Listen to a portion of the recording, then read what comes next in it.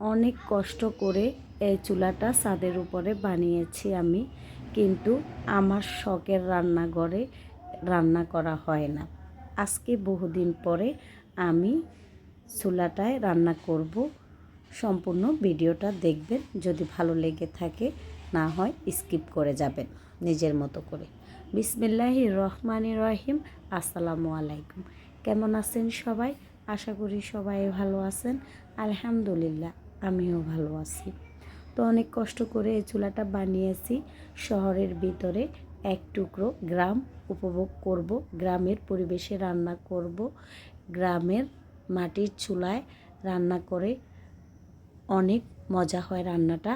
তাই আমি শহরে এই চুলাটা বানিয়েছি, যেন আমি গ্রামের উপভোগ করতে পারি। তো এই শখের চুলা বানিয়ে এই রান্নাঘরে আমার আসা হয় না। কেন হয় না সেটাও বলবো, কী জন্য আমি আসতে পারি না। আমার সর্দি লেগেই আছে, কথা বলতে পারতেছি না।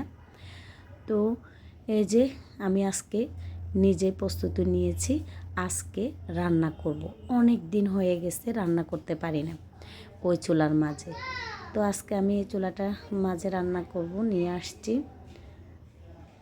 এই তো প্রথমে আমি মুরগির মাংসটা ভেজে নিয়েছি। এর উপরে দিয়ে দিচ্ছি হলুদের গুঁড়া, মরিচের গুঁড়া, যা যা দেওয়ার দরকার মুরগির মাংসতে সব মশলা এখানে দিয়ে আমি একসাথে তেলে ভেজে নেব। মুরগির মাংস ভাজার পরে তারপরে আমি এই মশলাগুলো দিয়েছি।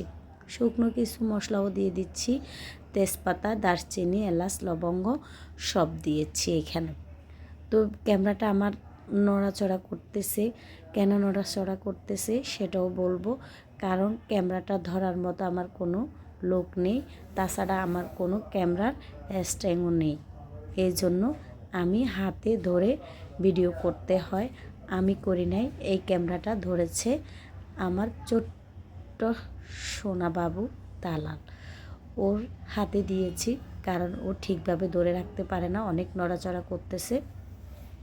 ওকে দিয়ে আমি ক্যামেরাটা ধরিয়েছি, তাই অনেক নড়াচড়া করতেছে।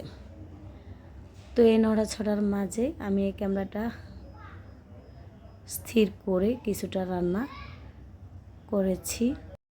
ক্যামেরাটা আমার ভীষণ নড়তেছে, এই জন্য সরি।